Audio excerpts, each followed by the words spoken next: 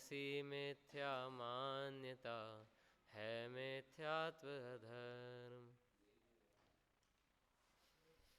तम तल्लीनता सुखमय आत्म धर्म, श्री जिन जिन वर देव ने यह समझाया मर्म।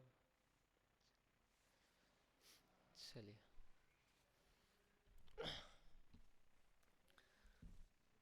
कल जो अपन ने विषय यहाँ पे पढ़ा था कि 76 से जो 79वीं गाथा का सार रूप से जो कलश था उसका अपन ने बहुत ही अच्छे से जो अपन ने है अर्थ यहाँ पे समझा था।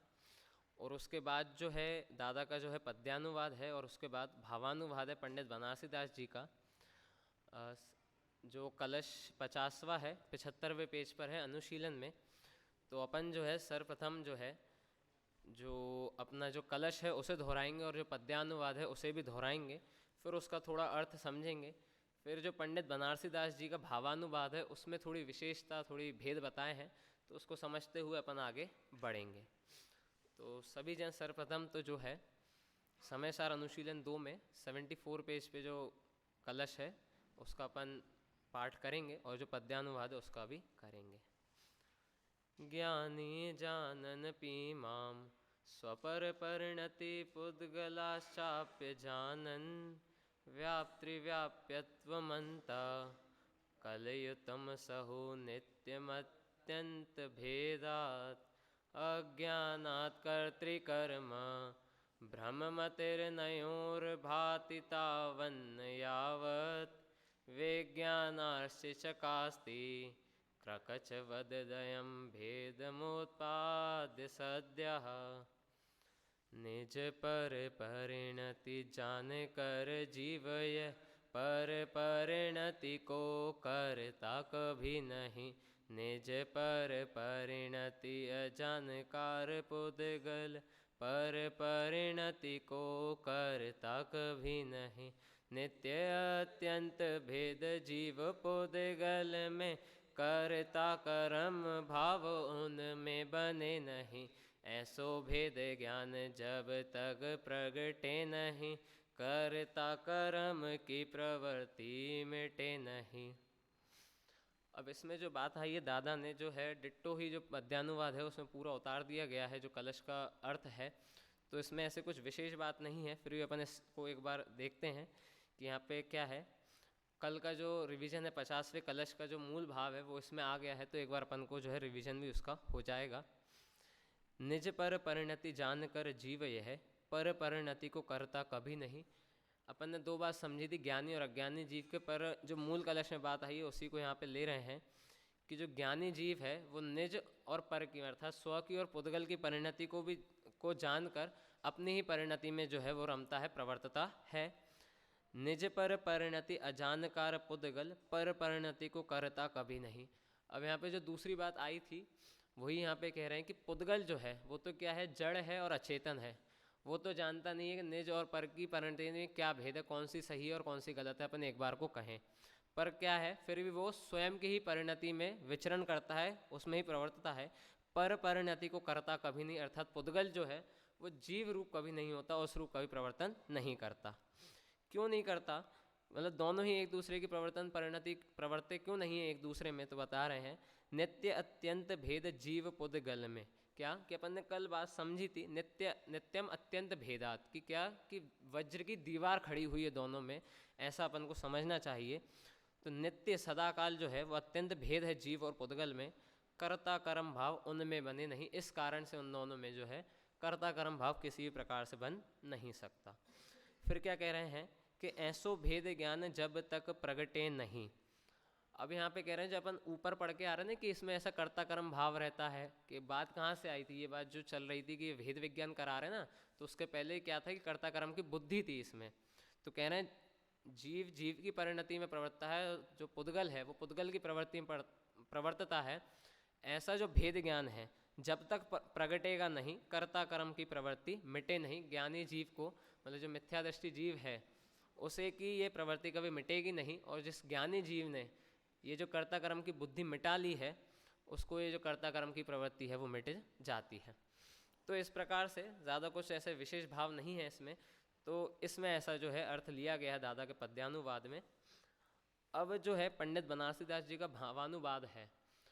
तो क्या होता है कि पंडित बनारसी दास जी ने जो भावानुवाद है वो मूल कलश से नहीं लिखा है। जो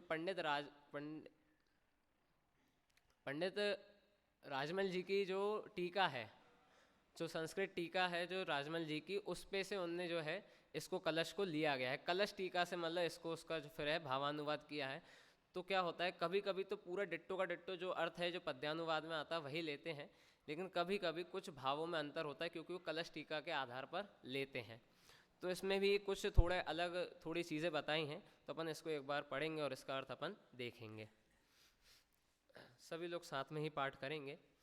जीव ज्ञान गुण सहित आप गुण पर गुण ज्ञायक, आपा पर गुण लखे नाहि पोगले ही लायक। जीव दरव चिद्रूप सहज पुद्गल अचित जड़, जीव अमूर्ति मूर्तिक पुद्गल अंतर बड़। जब लग ना होई अनुभव प्रगट, तब लग मिथ्या मति लसे। करतार जीव जड़ कर्म को, सुभदि विकास यहु भ्रम नसे। देखिए अब भावानुवाद में पंडित बनारसी दास जी क्या कहते हैं कि ऊपर की दो लाइनों में तो जो कलश में जो अर्थ आया है, मूल कलश का जो भाव है, उसी को यहाँ पे कहते हैं कि जीव ज्ञान गुण सहित। जीव क्या है, उसमें ज्ञान चेतना है, उसमें स्वपर को जानने की शक्ति है। आपा गुण पर गुण ज्ञायक, वो क्या है, स्वयं को और पर के गुणों को, मतलब स्वयं को और पर को जानने के लायक है। इसलिए वो क्या करता है कि जीव ज्ञान गुण सहित वो स्व में ही प्रवर्तन करता है, क्योंकि वो ज्ञान चेतना से सहित है। आपा पर गुण लखे नाही पुग्गल ही लायक। आपा और पर गुण मतलब स्वयं का और परगुण अर्थात जीव का, यह जानने के लायक पुद्गल जो है वो नहीं है, फिर भी वो उसमें ही प्रवर्तता है। जो यहाँ पे जो मूल कलश में बात आई थी, तो जो दो लाइनें हैं उसमें यही बात वो आती है। फिर वो क्या कह रहे हैं, अब इसमें थोड़ा सा अंतर बता रहे हैं कि जीव क्या है और पुद्गल क्या है। तो इधर पंडित बनारसी दास जी कहते हैं कि जीव द्रव्य जो है ना, जीव द्रव्य वो क्या है, चिद्रूप सहज है, उसमें चैतन्य परिणाम पाया जाता है। क्या कि जीव सहज ही चैतन्य रूप है, कि जीव द्रव्य में क्या है, सहज चेतना पाई जाती है, वो जानने देखने की शक्ति वाला है। पुद्गल अचेत जड़, अब पुद्गल क्या है, वो अचेतन है, जड़ है, वो जान नहीं सकता। जीव अमूर्ति मूर्तिक पुद्गल, जीव क्या है, अमूर्तिक है, ठीक है ना, और पुद्गल क्या है, वो मूर्तिक है, अंतर बड़। तो ऐसा उसमें अंतर जो है वो पाया जाता है। तो ये थोड़ी सी पंडित बनारसी दास जी यहाँ पे बता रहे हैं कि जीव क्या है, ज्ञान चेतना सहित है। पुद्गल क्या है, ज्ञान चेतना से रहित है अर्थात जड़ है। जीव अमूर्तिक है और पुद्गल क्या है, वो मूर्तिक है। तो इस प्रकार से पंडित बनारसी दास जी ने बताया। फिर क्या कहते हैं, जब लग न हुई अनुभव प्रगट, तब लग मिथ्या मति लसे। तो अब कह रहे हैं कि मिथ्या दृष्टि के लिए, एक जीव के लिए, कि जब तक ये अनुभव में नहीं आएगा, ये भेद ज्ञान नहीं होगा, अनुभव अर्थात भेद ज्ञान नहीं होगा जीव और पुद्गल के बीच, तब लग मिथ्या मति लसे, तब तक क्या होगा, मिथ्या मति, जो मिथ्या मति भ्रम है वो इसमें रहेगा ही रहेगा। फिर क्या कह रहे हैं, सुबुद्धि विकास, सुबुद्धि विकास, यहाँ से लेना कि सुबुद्धि विकास। अब सुबुद्धि का विकास कब होगा, अर्थात भेद ज्ञान कब होगा, कि करतार जीव जड़ कर्म को यहु भ्रम नसे। जब सुबुद्धि का विकास होगा, जब सुबुद्धि का विकास होगा अर्थात भेद ज्ञान होगा, तब जो कर्ता कर्म की जीव की प्रवृत्ति है ना, और जो जीव और पुद्गल में जो कर्ता कर्म की प्रवृत्ति है, यहु भ्रम नसे, ऐसी जो बुद्धि है उसका नाश स्वतः ही हो जाएगा। जैसे अपन ने कल पढ़ा था, भेदम उत्पाद्य सद्य, मतलब जैसे ही भेद ज्ञान होगा उसी तत्क्षण जो है कर्ता कर्म की मिथ्या बुद्धि वहीं पे नाशवान हो जाएगी। तो यहाँ पे पंडित बनारसी दास जी ने इस प्रकार का भाव लिया है। एक बार अपन उसे, इनका जो भावानुवाद है उसे पढ़ते हैं और फिर अपन जो है आगे की गाथाओं पर अपन अर्थ देखेंगे।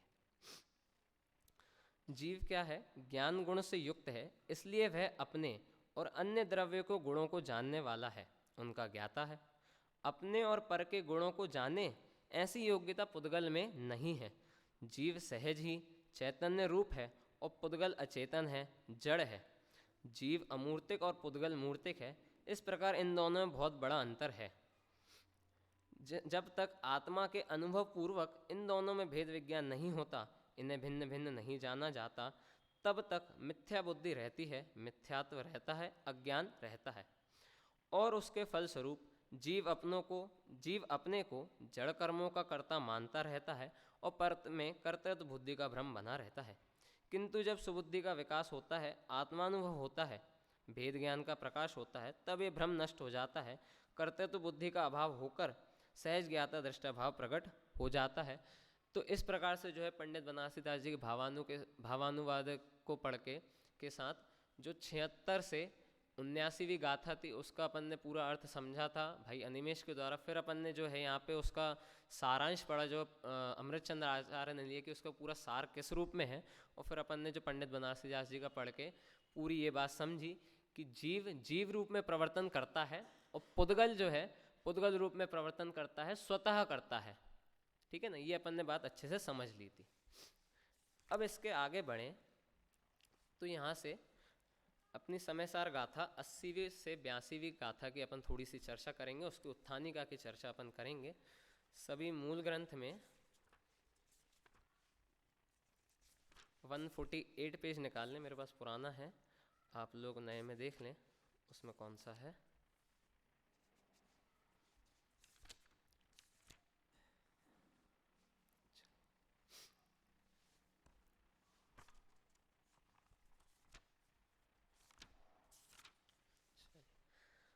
अब अपन देखें, अब अपन ने अभी तक क्या बात करी थी कि मूलतः इतनी सी बात आई, 2 लाइनों में अपन कहें कि जीव जो है वो जीव में प्रवर्तन करेगा, पुद्गल में प्रवर्तन नहीं करेगा, और पुद्गल कर्म जो है पुद्गल जो है वो पुद्गल में प्रवर्तन करेगा, पुद्गल के भावों में प्रवर्तन करेगा, जीव में नहीं करेगा। तो मतलब पीछे आचार्य क्या कह रहे हैं कि किसी प्रकार से भी नहीं करते। वहाँ कहते हैं सदा काल नित्यम अभेद्यात, नित्यम अभेद है, नित्य ही अभेद है, हमेशा नित्यम अत्यंत भेदात। तो क्या है, नित्य ही अत्यंत भेद है, उसमें किसी प्रकार का कर्तापन नहीं है, कोई प्रकार का संबंध नहीं है, कर्ता कर्म का कोई संबंध भी नहीं है। तो ये प्रश्न अपने मन में सहज ही उठता है, आप लोगों के में उठ रहा होगा, सभी जनों को में उठता है कि भैया अगर तो फिर हम जो ये कर रहे हैं, हमारे मन में जो विकल्प आ रहे हैं, जो विचार आ रहे हैं, जो रागादि हमारी परिणति हो रही है, ये तो हम प्रत्यक्ष में देख रहे हैं। अब अगर इतनी सी बात पढ़े तो अपन को तो ऐसा लगेगा ना कि स्ववचन बाधित है ये बात, तो हम तो ऐसा ऐसा कर रहे हैं, तो हमारा होता हुआ देखा जा रहा है। हम हाथ हिलाने की इच्छा करी और हमने हाथ हिला लिया, तो देखो हम तो कर रहे हैं, पुद्गल का परिणमन कर रहे हैं। और क्या कि जब पुद्गल का उदय आता है, तीव्र उदय आया, समझ लीजिए किसी राग का तीव्र उदय आया, और हमारा जो परिणाम है उस रागादि रूप और द्वेष रूप परिणमित होते हुए देखे जाते हैं, तो फिर क्या बात है। तो यहाँ पे आचार्य जो है उत्थानिका में और गाथाओं में आगे इसी बात को स्पष्ट करते हुए बढ़ेंगे। तो सबसे पहले अपन उत्थानिका पढ़ें। जीव पुद्गल परिणामो अन्योन निमित्त मात्रत्वम अस्ति तथापि न तयो कर्तृकर्म भाव इत्याह। चलिए क्या कह रहे हैं कि जीव और पुद्गल के परिणाम में, जीव और पुद्गल के परिणाम में अन्योन परस्पर में, मतलब एक दूसरे के साथ निमित्त मात्रत्वम अस्ति, अर्थात निमित्त नैमित्तिक मात्र का संबंध जानना। ठीक है, इतनी सी बात में क्या कह दिया कि जीव और पुद्गल के परिणाम में ना अभी निमित्त नैमित्तिक का संबंध तो है, निमित्त नैमित्तिक का संबंध यहाँ पे स्थापित कर दिया कि पीछे कह रहे थे कुछ नहीं है, लेकिन अब क्या कह रहे हैं कि निमित्त नैमित्तिक संबंध तो है। तथापि नातयो कर्तृकर्म भाव इत्याह, लेकिन कह रहे हैं कि निमित्त नैमित्तिक संबंध होने पर भी कर्तृकर्म संबंध, कर्ता कर्म संबंध बिल्कुल भी नहीं है। अगर अपन इस चीज़ को एक बार से देखें कि इसमें भी यही सिद्धि की गई है कि कर्ता कर्म भाव नहीं है, तो इसको अपन देखें कि जिस तरह स्थूलता से सूक्ष्मता की ओर आया जाता है, तो पहले तो कह दें, पहले तो उनने ऊपर कह दिया स्थूल तरीके से सब, मतलब उससे कि किसी प्रकार से भी नहीं करता। अब सामने से क्वेश्चन आया कि भैया ऐसा करता है कि नहीं करता, तो सूक्ष्म रूप से जब हम अंदर जाएं तो निमित्त नैमित्तिक संबंध है, उसका मना नहीं कर रहा है, उसका निषेध नहीं है, लेकिन उसमें निमित्त नैमित्तिक संबंध होने पर भी कर्ता कर्म का संबंध किसी प्रकार से जीव और पुद्गल के बीच में नहीं है। तो ऐसे वो स्थूलता से सूक्ष्मता की ओर आते हैं कि निमित्त नैमित्तिक संबंध है, हम उसका निषेध नहीं कर रहे हैं, लेकिन फिर भी कर्ता कर्म का संबंध उससे, कर्ता कर्म का संबंध जीव और पुद्गल में किसी प्रकार से भी नहीं है। ठीक है, अब निमित्त नैमित्तिक संबंध से वो कहना क्या चाह रहे हैं। आचार्य देव कुंद जो अमृतचंद्र आचार्य ने उत्थानिका लिखी, जो बात आगे आई है गाथाओं में भी यही बात आई है, तो निमित्त नैमित्तिक संबंध क्यों बता रहे हैं? क्या निमित्त नैमित्तिक संबंध का ज्ञान कराना है कि निमित्त नैमित्तिक संबंध की पुष्टिता करनी है कि कर्ता कर्म भाव तो नहीं है लेकिन निमित्त नैमित्तिक संबंध तो है? ये अपन को ऐसा लगता है ना, अपन जब बोलते हैं कि कर्ता कर्म तो नहीं लेकिन निमित्त नैमित्तिक संबंध तो है ना। तो यहाँ पे ये बात, यहाँ पे कोई दबा नहीं रहे उस बात को। यहाँ पे ये कह रहे हैं कि निमित्त नैमित्तिक संबंध होने पर भी कर्ता कर्म भाव नहीं है। अर्थात यहाँ पे ऐसा समझिएगा कि निमित्त नैमित्तिक को समझा इसलिए रहे हैं कि कर्ता कर्म भाव नहीं है, इसकी सिद्धता करने के लिए, उसको और दृढ़ करने के लिए समझा रहे हैं कि निमित्त नैमित्तिक हुए हैं, हम मान रहे हैं सबको है, सब संसारी जीवी को निमित्त नैमित्तिक संबंध है लेकिन कर्ता कर्म भाव नहीं है। तो यहाँ पे हमें ऐसा समझना चाहिए कि आचार्य देव ये कहना चाह रहे हैं जो कर्ता कर्म संबंध की अभाव की दृढ़ता के लिए यहाँ पे निमित्त नैमित्तिक संबंध का जो प्रश्न है, जो बात है वो खड़ी करी है। यहाँ पे हमें ऐसा नहीं लेना चाहिए कि संबंध है, अच्छा कुछ तो है, नहीं। यहाँ पे वो मूल प्रतिपाद्य तो यही कहना चाह रहे हैं कि कर्ता कर्म संबंध नहीं है। हमें इससे ये ग्रहण करना चाहिए कि मतलब निमित्त नैमित्तिक को खड़ा करके भी वो यही कह रहे हैं कि कर्ता कर्म का अभाव है। ठीक है ना। अब इतनी बात हो गई। अब इसमें अपन उत्थानिका में देखें कि अपन निमित्त को थोड़ा सा समझें कि दिक्कत कहाँ आ रही है।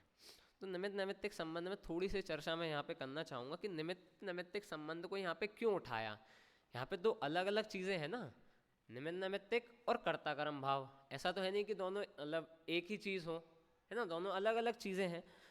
तो अब दिक्कत कहाँ होती है, इस बात को यहाँ पे निमित्त नैमित्तिक संबंध को यहाँ इसलिए उठाया जा रहा है कि जीव क्या है, गलती क्या करता है कि कर्ता कर्म की बुद्धि जो है वो निमित्त नैमित्तिक में लगा देता है।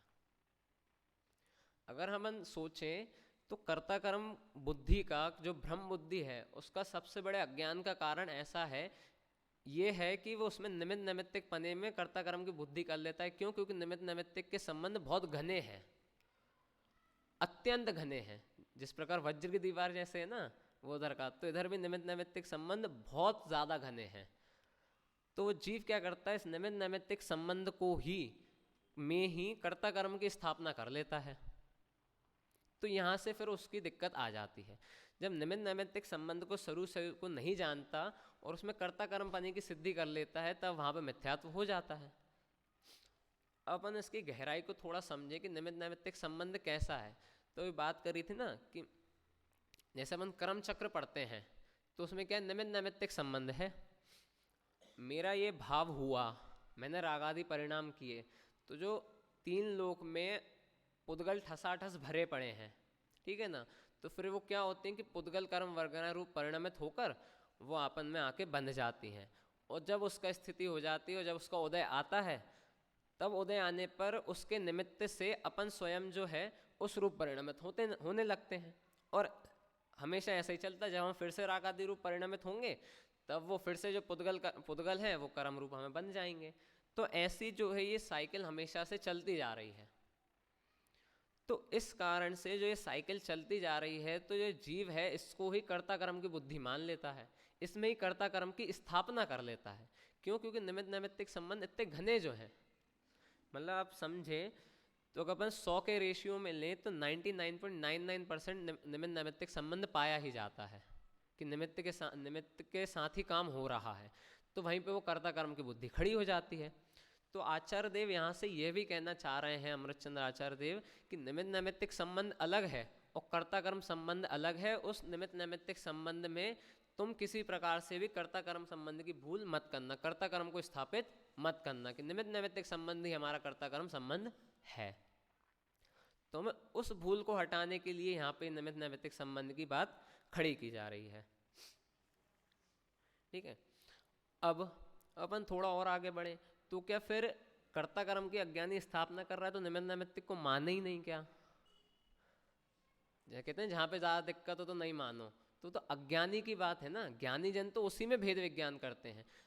तो कुछ तो है ना, अगर अपन निमित्त नैमित्तिक संबंध को माने ही नहीं, अब अगर अपन निमित्त नैमित्तिक संबंध को माने ही नहीं तो बंध मोक्ष नहीं रहेगा। फिर जो बंधन हो रहा है वो ही नहीं होगा, क्योंकि कुछ ना कुछ संबंध तो है ना कि जीव ऐसे रागादि परिणाम कर रहा है स्वतंत्रता, या उससे फिर जो पुद्गल है अपन को बन रहे हैं, ऐसा उदय आ रहा है, संसार की जो चक्र है वो चलता आ रहा है। तो फिर अगर निमित्त नैमित्तिक संबंध को मानेंगे ही नहीं तो मोक्ष के पुरुषार्थ का ही लोप हो जाएगा। यहाँ से ये भी निकाल रहा है कि अपन निमित्त, देखिए दो बातें हैं, निमित्त नैमित्तिक का निषेध नहीं किया, निमित्त नैमित्तिक की स्थापना भी की है, और निमित्त नैमित्तिक की स्थापना करके उसमें कर्ता कर्म की बुद्धि ना लाए ऐसा भी कहा गया है। तो अपन ने अभी तो समझ लिया कि उसमें कर्ता कर्म की भ्रम बुद्धि अपन को किसी प्रकार से भी लानी नहीं चाहिए, ठीक। लेकिन निमित्त नैमित्तिक तो है ना, अब अपन ने ये समझ लिया कर्ता कर्म की बुद्धि नहीं लानी चाहिए, ऐसा नहीं करना चाहिए, तो क्या निमित्त नैमित्तिक ही नहीं है कि कुछ नहीं है?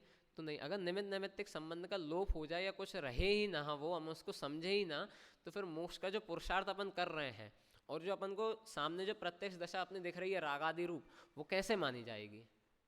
फिर तो स्वच्छंदपना खड़ा हो जाएगा, कुछ है ही नहीं, कर्ता कर्म का संबंध नहीं है तो कुछ है ही नहीं, कुछ भी संबंध नहीं है तो स्वच्छंद ही हो जाएगा, और फिर मोक्ष का पुरुषार्थ ही कौन क्यों करेगा?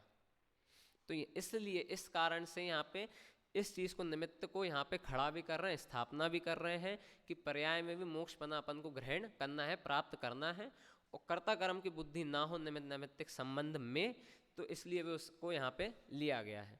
तो इन सब भावों के साथ जो है ये गाथाओं में बात आएगी कि क्या, फिर से एक बार उत्थानी का पढ़ते हैं भाव सहित, थोड़ा भाव ग्रहण करते हुए, कि जीव पुद्गल परिणाम्यों, जीव पुद्गल परिणाम्यों अन्योन निमित्त मात्रत्वम अस्ति, निमित्त मात्रत्वम अस्ति, तथापि नातयोः, तथापि उनमें कर्तृकर्म भावः, तथापि नातयो कर्तृकर्म भावः, तथापि उनमें कर्ता और कर्म संबंध उसमें किसी भी प्रकार से नहीं है। फिर अब इसमें एक विशेष बात और है निमित्त नैमित्तिक संबंध के विचारने में, जो आगे ही जो है इधर जो है इसमें आएगी, जो गाथाओं में आएगी।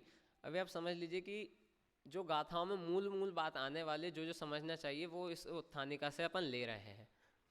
अब निमित्त नैमित्तिक संबंध में भी एक समझने योग्य बात ये है जो गाथाओं में ही आएगी, उसे अपन वहाँ से और देख लेंगे, वहाँ पे और बात कर लेंगे कि जो जीव है ना, तो निमित्त नैमित्तिक संबंध तो है, जीव और कर्मों में पुद्गल में निमित्त नैमित्तिक संबंध तो है, लेकिन वो स्वतंत्र संबंध है कि जीव जब तक विकार आदि परिणाम नहीं करेगा ना, तब तक पुद्गल है वो कर्म रूप परिणमित होकर अपने में बंधेंगे नहीं, ठीक है ना। क्यों? अगर ऐसा नहीं होता तो फिर पुद्गल तो है वो पूरे तीनों लोकालोक में भरे हुए हैं, तो वो सिद्धों को भी फिर वो होना चाहिए, फिर वो सिद्धों में भी अटैच हो जाए, उसमें भी उसको भी उदय आए, फिर उधर भी सुख दुख हो जाएगा, तो ऐसा नहीं है, ठीक है ना। और एक और बात इस तरह की पुद्गल कर्मों का जब उदय आता है तो उदय तो उसकी स्वतंत्र परिणाम है, उदय उसकी स्वतंत्र क्रिया है, पुद्गल का उदय उसकी स्वतंत्र क्रिया है, और जीव का उसके निमित्त से परिणमन करना, रागादि रूप परिणमन करना, वो उसकी स्वतंत्र क्रिया है, उसमें उसका कर्म है, उसमें उसका कर्ता भाव है।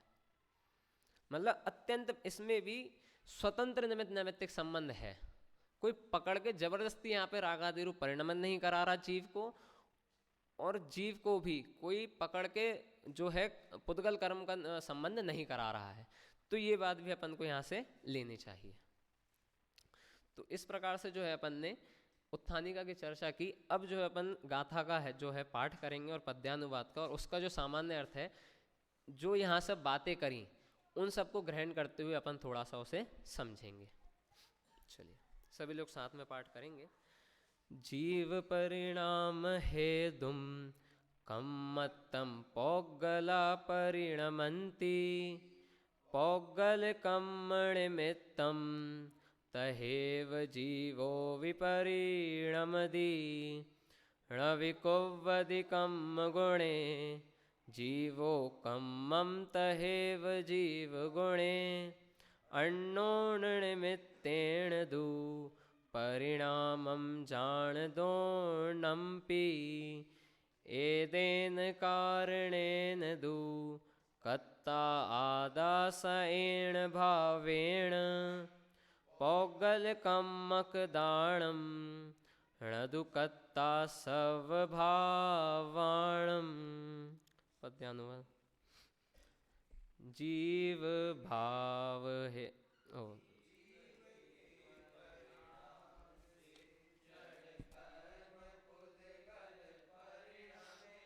पुद्गल कर्म के निमित्त से यह आत्मा भी परिणमे, आत्म करे ना कर्म गुण, ना कर्म आत्म गुण करे, पर परस्पर परिणमन में दोनों परस्पर निमित्त है।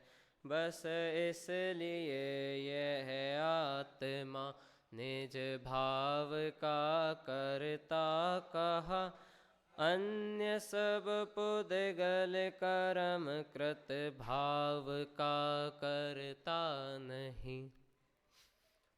आपने जो है अर्थ सहित और भाव ग्रहण करते हुए पढ़ा होगा। और अपन जो है इसका जो शब्दार्थ है, गाथा का शब्दार्थ है और जो सामान्य अर्थ है उसको अपन यहाँ से समझेंगे। क्या कह रहे हैं? जीव परिणाम हेतुम, जीव और जीव परिणाम हेतुम, जीव के परिणाम के हेतु से, जीव परिणाम हेतुम, जीव के परिणाम के कारण से, कम्मत्तम, जीव परिणाम हेतुम पौगला, जीव के परिणाम के हेतु से जो पुद्गल है, कम्मत्तम परिणमंती, कर्म रूप परिणमित होता है। फिर क्या कह रहे हैं? पौगल कर्म निमित्तम, कि पुद्गल कर्म के निमित्त से, तहेव, उसी प्रकार पुद्गल कर्म के निमित्त से जीवो भी परिणमति, जीवो भी परिणमति, जीव भी क्या है? परिणमन को प्राप्त होता है। फिर क्या कह रहे हैं? णविकुव्वति कम गुणे जीवो। अब यहाँ पे कह रहे हैं जीवो णविकुव्वति, जीव जो है ना वो क्या नहीं करता? कर्म गुण को नहीं करता। णवि नहीं करता, क्या नहीं? णवि नहीं कुव्वति करता, किसे नहीं करता? कर्म गुण को वह नहीं करता। जीवो णविकुव्वति कम गुणे, जीव जो है कर्म गुण को नहीं करता। कम्मम तहेव जीव गुणों, और कर्म भी जो है वो जीव गुण को नहीं करता। उसी प्रकार जो कर्म है वो भी क्या है? जीव गुण को नहीं करता। और पहले क्या कहा कि जीव जो है वो कर्म गुण को नहीं करता। अण्णोण निमित्तेण दु परिणामम, परंतु, दु मतलब परंतु, अण्णोण निमित्तेण, अण्णोण अर्थात परस्पर में, जीव और पुद्गल के परस्पर निमित्त में, दोनम्पि दोनों में, जीव और पुद्गल दोनों में, परिणामम जान, परिणाम को जान। यहाँ पे अपन ने जो बात करी निमित्त नैमित्तिक संबंध की, तो इन दोनों के परस्पर निमित्त से दोनों में परिणाम पने को जानना चाहिए, कि परिणामन को प्राप्त होते हैं ऐसा जानना चाहिए। एदेन कारणेन, इस कारण से, जो अभी दो गाथाओं में बात करी ना, उस कारण से आदा सएण भावेण, आदा अर्थात आत्मा, सएण मतलब स्व के भावों को कत्ता है, कत्ता अर्थात करता है। एदेन कारणेन, इस कारण से, आदा सएण भावेण कत्ता, आदा अर्थात आत्मा अपने स्व के भावों को करता है। पौगल कम्मक दानम णादु कत्ता सब भावेण, परंतु क्या नहीं करता? कि पौगल कम्मक दानम, पुद्गल कर्म के गुण को, पुद्गल कर्म के सर्व भावाणम णादु कत्ता, पुद्गल कर्म के जो सर्वभाव के सर्व गुण हैं उनको किसी प्रकार से वो करता नहीं है। अब इसका अपन जो है एक बार सामान्य अर्थ पढ़ेंगे और उसको थोड़ा सा समझेंगे और फिर अपन इसी के साथ विराम लेंगे। कि क्या कह रहे हैं? जीव के परिणाम का निमित्त पाकर पुद्गल अर्थात कार्मान वर्गनाएं कर्म रूप परिणमित होती हैं। ठीक है ना? जीव के परिणाम का निमित्त पाकर, अब निमित्त पाकर से क्या समझना चाहिए? कि स्वतंत्र परिणमित होता है। जब अपन ने समझा था ना कि उदय हो रहा है वो पुद्गल का कर्म का वो है, और जो जीव के रागादि विकार रूप परिणाम हो रहे हैं, जो भाव उस रूप परिणमित हो रहा है, वो उसका स्वतंत्र परिणाम है। निमित्त नैमित्तिक संबंध है तो वैसे कहें कि स्वतंत्र निमित्त नैमित्तिक संबंध है दोनों का। जीव का स्वतंत्र निमित्त नैमित्तिक संबंध पुद्गल के साथ है, पुद्गल का भी स्वतंत्र निमित्त नैमित्तिक संबंध जीव के साथ है। जीव के परिणामों का निमित्त पाकर पुद्गल अर्थात कार्मान वर्गनाएं कर्मरूप परिणमित होती हैं, तथा जीव भी पौद्गलिक कर्मों के निमित्त से परिणमन करता है, क्योंकि एक क्षेत्रावगा पाया जाता है, एक क्षेत्रावगा का निषेध यहाँ पे नहीं है, वहाँ पे एक क्षेत्रावगा है पुद्गल कर्मों का जीव के साथ। फिर दूसरी गाथा में अपन पढ़ें, का अर्थ अपन देखें, यद्यपि जीव कर्म के गुणों को नहीं करता और कर्म जीव के गुणों को नहीं करता, तथापि परस्पर निमित्त से दोनों के परिणाम होते हैं ऐसा जानना चाहिए। अब ऊपर तो क्या कह दिया था कि परस्पर निमित्त नैमित्त के संबंध के साथ परिणमन तो है, उसकी मना नहीं कर रहा है, तो यहाँ पे निमित्त नैमित्तिक संबंध की स्थापना कर दी और अगली ही गाथा में निमित्त नैमित्तिक के संबंध के द्वारा कर्ता कर्म के भाव के अभाव की सिद्धि करी कि यद्यपि मतलब निमित्त नैमित्तिक के संबंध होने पर भी जीव कर्म के गुणों को नहीं करता, वापस 76 से 79वीं गाथा का जो पूरा अपन को जो पूरा अर्थ है वो यहाँ पे ग्रहण कर लेना चाहिए। वहाँ पे मतलब जो पूरी बात है वो इस गाथा में आ गई। यद्यपि जीव कर्म के गुणों को नहीं करता और कर्म जीव के गुणों को नहीं करता, तथापि परस्पर निमित्त से दोनों के परिणाम होते हैं, ऐसा जानो। ठीक है। अब तीसरी गाथा का, इस कारण आत्मा अपने भावों का करता है। अपने भावों में क्या क्या लेना कि अपने भावों में स्व के जो रागादि परिणाम हो रहे हैं ना, चाहे मोक्ष रूप चाहे वो रागादि रूप, तो दोनों ही वो क्या है, अपने हैं। परंतु पौद्गलिक कर्मों के द्वारा किए गए समस्त भावों का कर्ता नहीं है। जो पुद्गल कर्म का जो भाव है, जो उसका उदय हो रहा है, जो पुद्गल है वो कर्म रूप परिणमित हो रहा है, जो उसका उदय, पता है पुद्गल कर्मों का भाव क्या, पुद्गल कर्मों का भाव जो उदय वो उसका भाव। तो यहाँ से पुद्गल कर्म का जो उदय है उसको अपन को भावों को समझना चाहिए। परंतु पौद्गलिक कर्मों के द्वारा किए गए समस्त भावों का कर्ता नहीं है। तो इस प्रकार से अभी अपन ने यहाँ पे जो है जो 80 से 82वीं गाथा का अपन ने सामान्य अर्थ समझा कि दोनों में निमित्त नैमित्तिक संबंध होने के बावजूद भी कर्ता कर्म भाव नहीं है। और ये आचार्य देव निमित्त नैमित्तिक संबंध भी इसलिए खड़े कर्ता कर्म भाव के अभाव की सिद्धि के लिए ही खड़े कर रहे हैं।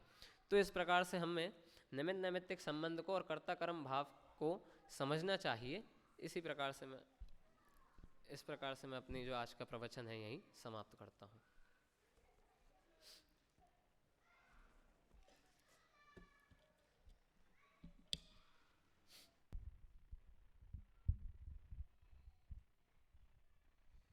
अभी हम सभी ने शास्त्री